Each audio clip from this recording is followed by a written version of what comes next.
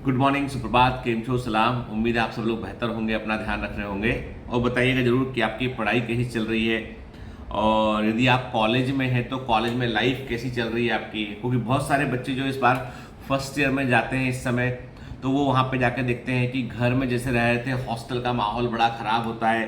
कई बच्चों को घर के अंदर जो है वो एडजस्ट करने में, मतलब हॉस्टल के अंदर एडजस्ट करने में बड़ी दिक्कत जाती है।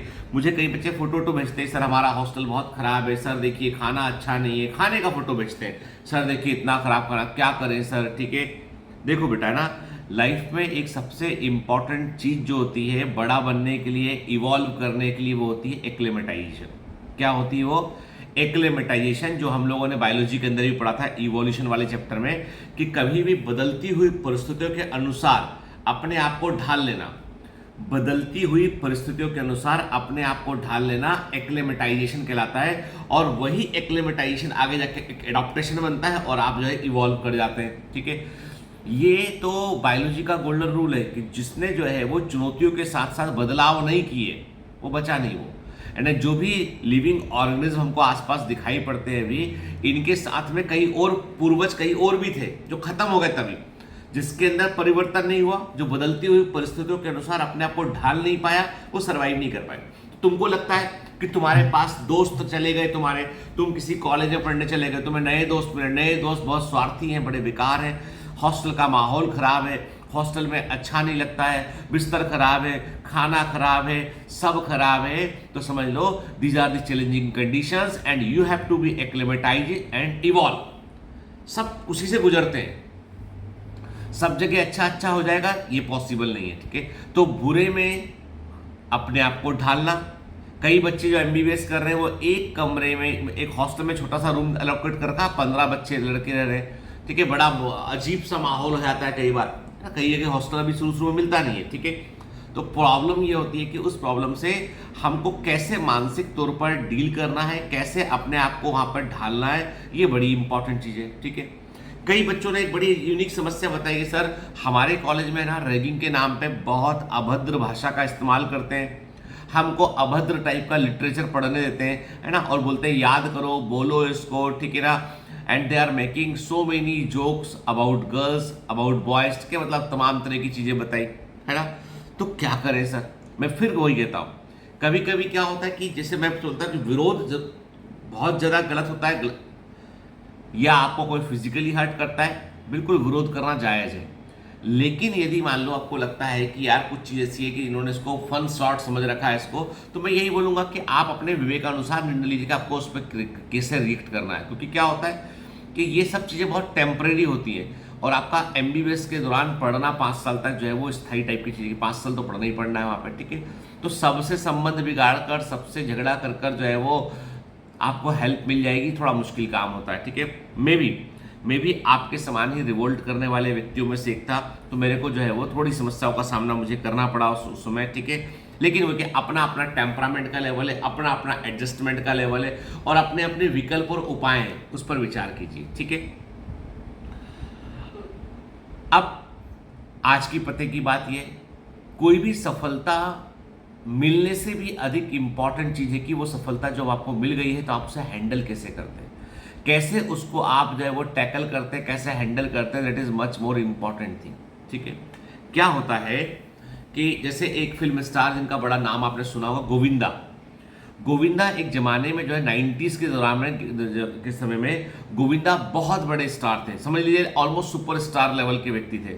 डेविड धवन और गोविंदा की हर मूवी सुपर हिट थी, Raja Babu, hero number 1, coolie number 1, ठीक है, और छोटे मियाँ बड़े मियाँ, मतलब अनगिनत नाम ऐसे हैं डेविड धवन की मूवीज के और गोविंदा की मूवीज के। सुपर डुपर हिट मूवी रहे, उनके गाने एकदम ट्रेंडी थे। करिश्मा कपूर, गोविंदा अधिकांश मूवी में हुआ करते थे, और मूवी जो है वो सुपर डुपर हिट थी।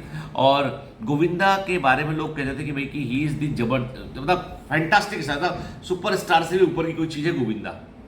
लेकिन गोविंदा जो है 90s के बाद, जैसे दशक खत्म हुआ उसके बाद गोविंदा जो है आज ऑलमोस्ट गॉन, गायब हो गए।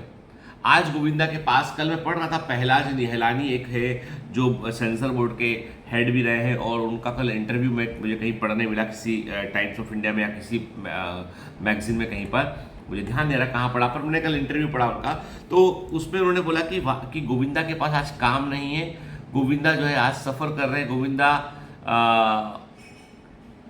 और इसके पीछे एक बड़ा कारण है उनका एटीट्यूड। जब वो बिल्कुल पीक सफलता पर थे तब उन्होंने जो है समय की कदर करना बंद कर दिया।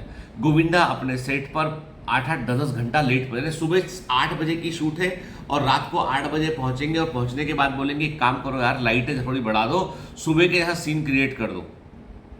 डायरेक्टर परेशान, प्रोड्यूसर को बड़ा लॉस, क्योंकि पूरा सेटअप लगता है। तो आपको पता है, जब मेरे को ध्यान है, मेरी कारपोरेट पार्क में जो है हम जहाँ पे हमारा ऑफिस है, वहाँ पे एक फिल्म की शूटिंग हो रहा था। फिल्म का एक छोटा सा शॉट था, मुश्किल से 1 मिनट का शॉट था, एक पब के अंदर, एक डिस्कोथेक के अंदर। तो हमारे वहाँ पे बिल्डिंग में एक पब भी है बर्न करके, तो वहाँ पे शॉट था। उसकी तैयारी के लिए जो है वो शायद उसमें सुनील शेट्टी या कोई 2-5 एक्स्ट्रा एक्टर थे, तो उसकी तैयारी सुबह से शुरू हो गई थी। शॉट था शाम को 6 बजे, पूरी टीम सुबह लगी, ढेरों कपड़े, ढेरों लोग आए वहाँ पर, लाइटें लगी, ढेरों, मतलब दिन भर तैयारी चलती रही। और उसके बाद फिर वो शाम को शॉट शूट हुआ उसका, ठीक है। तो यदि मान लो सुबह को शॉट शूट करना है तो आधी रात से वो लाइटें लगाना, लोगों का आना, वो सब शुरू हो जाता है। फिर सुबह का मॉर्निंग का शॉट करते हैं। मैंने बॉम्बे में एक साउथ इंडियन फिल्म की शूटिंग हो रही थी। उस समय हम लोग जानते नहीं थे कि ये जो है वो रामचरण है या कौन स्टार थे बड़े, उस समय जानते नहीं थे हम लोग। तो किसी ने बताया साउथ के बड़े स्टार की शूटिंग हो रही है। सुबह सुबह मॉर्निंग वॉक के लिए गए होते मरीन लाइन पे हम लोग, मरीन ड्राइव पे। तो वहाँ पर देखा हमने कि ढेर सारे, एक पानी का टैंकर है और उसमें खूब सारे शॉवर लगे हैं। सुबह सुबह का सीन था और हीरो जो है वो पानी जोर से बरस रहा था और हीरो उदास होकर बैठा हुआ था, ऐसे वो सीन था। उसमें मुश्किल से 10-20 सेकंड का सीन होगा वो। लाइटें, पुलिस सब लगा उसमें, और वो शॉवर चला रहे हैं, पूरा शॉवर चल के पानी गिर रहा है, ऐसा लग रहा है पानी गिरने वाला फील पूरा आ रहा है। और उसको कैमरे से शूट कर रहे हैं कि समुद्र के किनारे जोरदार पानी गिर रहा है और हीरो बैठा हुआ है। बड़ी मेहनत लगती है। तो गोविंदा के बारे में कहते हैं भी 8-10 घंटा लेट पहुंचा करते थे, प्रोड्यूसर को नुकसान हो, डायरेक्टर का पूरा शेड्यूल बिगड़े।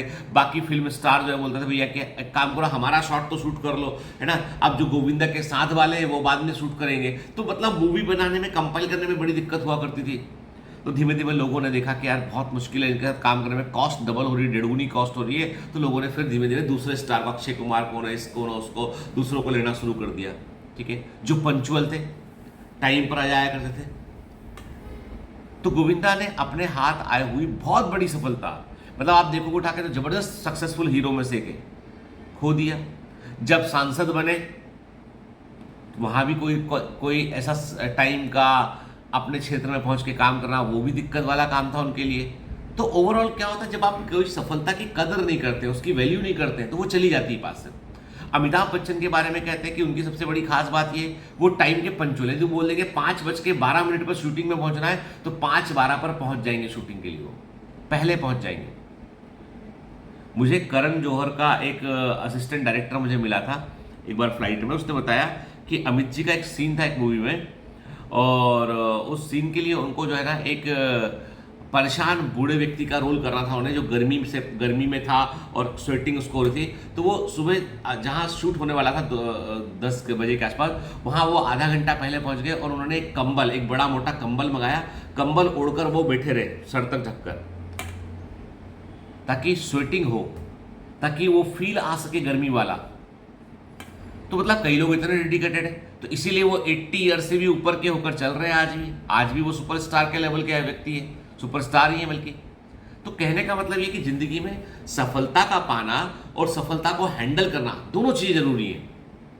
ये मैं किसके लिए बोल रहा हूँ, जो लोग MBBS करने पहुंच चुके हैं उनके लिए बोल रहा हूँ, जो कुछ काम कर रहे हैं उनके लिए बोल रहा हूँ कि आप यदि सफल हो गए हैं तो उसको हैंडल करना सीखिए। अब जो है वो मैं देख रहा हूँ, कल भी मैंने देखा, परसों न्यूज़ थी कि विदिशा के अंदर एक लड़की MBBS कर रही लड़की ने सुसाइड कर लिया।